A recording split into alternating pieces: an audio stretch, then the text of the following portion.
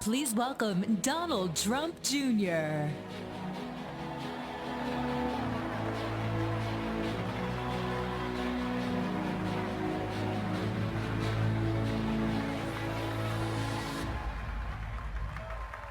Thank you. Good evening. I'm Donald Trump Jr. Thank you. Thank you. I'm the father of 5 young children, from 2-year-old Chloe to Kai, who just turned 9. I'm the husband to Vanessa, an amazing wife and mother, and the son of a great man. I'm an American, and tonight I want to talk to you about the country we live in, the country our children will grow up in. For my generation, this is the most important election of our lifetime, one that will determine the future of our country, and in turn, the future of the world. For too long, our country has ignored its problems, punting them down the road for future generations to deal with. In business, I was trained by my father to make the tough investments and decisions today to ensure a brighter future tomorrow. We've actually started to believe that solving our great problems is an impossible task. And that's why we need to elect a man who has a track record of accomplishing the impossible.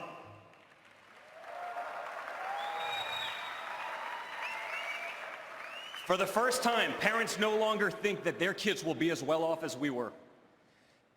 We've lost the confidence in our leaders and the faith in our institutions. But remember one thing, we're still Americans, we're still one country, and we're gonna get it all back. We're gonna get it back better than ever before. I know we'll get it back because I know my father.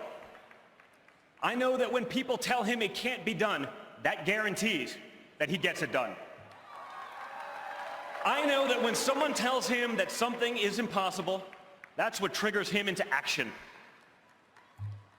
When people told him it was impossible for a boy from Queens to go to Manhattan and take on developers in the big city, rather than give up, he changed the skyline of New York.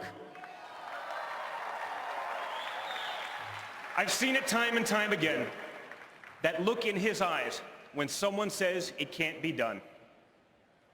I saw that look a little over a year ago when he was told he couldn't possibly succeed in politics. Yes, he did. For my father, impossible is just the starting point. That's how he approaches business projects. That's how he approaches life. Whether it's teaching his granddaughter how to swing a golf club or tackling the toughest negotiations, he's always fully committed. That's why the person who had never run for office before stood on the stage 11 months ago in this very arena with 16 professional politicians. And this week, that same man will stand before you as our party's nominee for the President of the United States of America.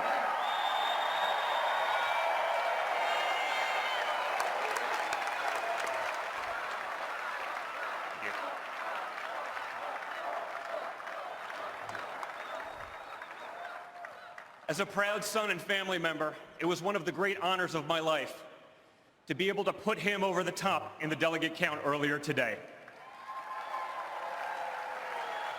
His unrelenting determination is why he's going to become our next president, and why I know that when my father says he can fix the country, he means it. You want to know what kind of president he'll be? Let me tell you how he ran his businesses. And I know, because I was there with him, by his side, on job sites, in conference rooms, from the time I could walk. He didn't hide out behind some desk in an executive suite. He spent his career with regular Americans. He hung out with the guys on construction sites, pouring concrete and hanging sheetrock. He listened to them, and he valued their opinions as much and often more than the guys from Harvard and Wharton, locked away in offices away from the real work. He's recognized the talent and the drive that all Americans have. He's promoted people based on their character, their street smarts, and their work ethic, not simply paper credentials. To this day, many of the top executives in our company are individuals that started out in positions that were blue collar, but he saw something in them and he pushed them to succeed. His true gift as a leader is that he sees the potential in people that they don't even see in themselves. The potential that other executives would overlook because their resumes don't include the names of fancy colleges and degrees. I know he values those workers and those qualities in people because those are the individuals he had my siblings and me work under when we started out. That he would trust his own children's formative years to these men and women says all you need to know about Donald Trump. We didn't learn from MBAs. We learned from people who had doctorates in common sense.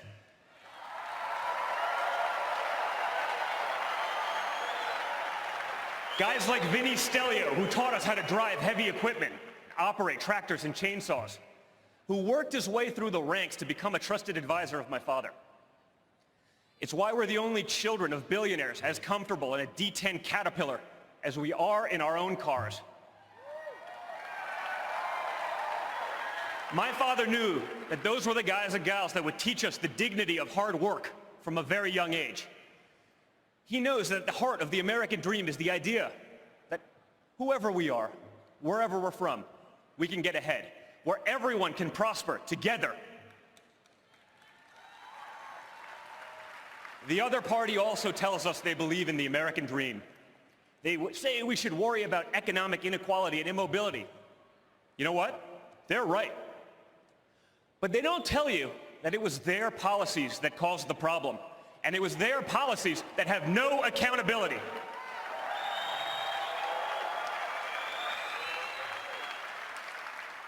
They gave us the worst immigration system in the world, one that imports immobility, one that drives down employment and wages for Hispanic Americans, for African Americans, and for everyone.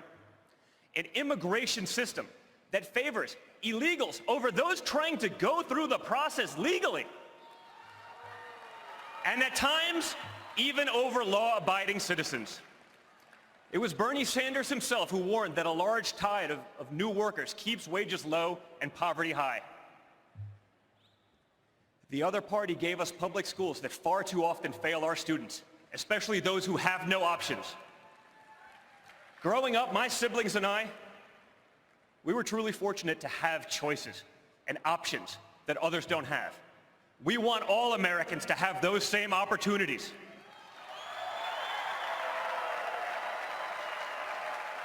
Our schools used to be an elevator to the middle class.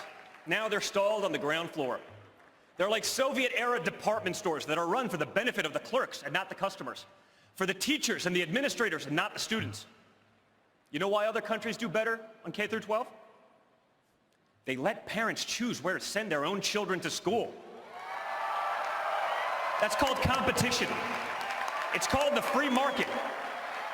And it's what the other party fears.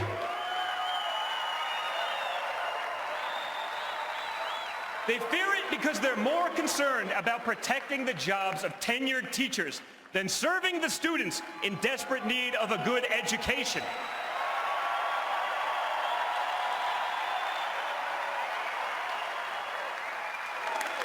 They want to run everything top down from Washington. They tell us they're the experts and they know what's best. The other party gave us a regulatory state on steroids. Dodd-Frank was 1,000 pages long, and it's already spun off 22,000 pages in regulations. Imagine trying to digest all that before you even open your doors for business. That doesn't help consumers. What it does is destroy small business in favor of big businesses who can afford the vast number of lawyers and accountants needed to comply. Dodd-Frank is consumer protection for billionaires. We've produced the thickest network of patronage and influence of any country at any time in world history. It's composed of the self-satisfied people at the top, our new aristocrats. We can't live that way any longer. It's too risky. Let me talk a little bit about risks. The other party is the party of risk. I've spent many time with many great Americans who have served this country in the military, and they know what's at stake. When we have weak leaders in positions of power, Americans risking their lives for our freedoms are less safe. You know, almost daily I get a call or a text from a real American hero. His name's Mark Geist, and I'm proud to call him a friend. Mark was part of the security team at the annex on our grounds of the consulate in Benghazi. Mark was one of the men who received frantic phone calls from his buddies at the compound, calls that pleaded for help, calls that he and his team tried to answer, but calls that didn't save all his friends, because Secretary Clinton's State Department had ignored their requests for help, both on the night in question and even in the weeks and months leading up to the attack. It was a tragedy, and one that would be repeated were she to win the election. Ask Mark, who's fit to lead? Who has the judgment to lead? Who will take that call at 3 o'clock in the morning yet? You know, or better yet, ask yourselves, if you were in Mark's shoes that night, who would you rather call?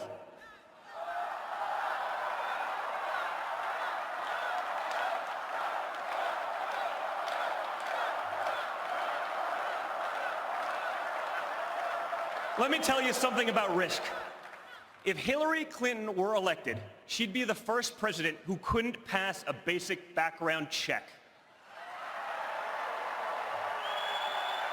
It's incredible. Hillary Clinton is a risk Americans can't afford to take. She says she'll issue executive orders to take away Americans' guns. She wants to appoint judges who will abolish the Second Amendment. Yeah. Just look at how effective those laws have been in inner-city Chicago, a city with the toughest gun laws in our nation, where 70 people were murdered last month alone, and where over 3,400 American lives have been lost since this administration took office in 2009. You know why those laws fail? Because criminals, by definition, don't follow laws. Rather than prosecuting real criminals, she would strip hard-working, law-abiding citizens of their rights to protect themselves and their families. She'll throw every possible obstacle in the path of safe, reliable, affordable energy produced in America, by Americans, for American businesses and families. Rather than being energy independent, our country will be forced to remain beholden to her buddies in the Middle East. Those are risks we can't afford to take. And when we win, we're not going to have to. There's so much work to do. We will not accept the current state of our country because it's too hard to change. That's not the America I know. We're going to unleash the creative spirit and energy of all Americans. We're going to make our schools the best in the world for every single American of every single ethnicity and background. We're going to put Americans first, all Americans, not a special class of crony elites at the top of the heap. We're going to elect a president who will work with everyone to pass legislation that will make our country great again. A president who will give us a tax code that will free the American economy and end special loopholes for the wealthy. A president who will give us an immigration law that protects American citizens and gives them jobs. A president who will repeal and replace Obamacare without leaving our most vulnerable citizens without health care, and who will do it without destroying Medicare for seniors, as Hillary Clinton has proposed. A president who knows we can't simply delete our problems, but that we have to tackle them head on. A president who won't allow PC culture to put the safety and well-being of our children and our loved ones at stake. A president who won't bow and pander to nations that shudder at the very thought of America's existence. A president more concerned with the safety and comfort of his fellow Americans than the feelings of those hostile nations abroad who, if given the option, would wipe America off the face of this earth.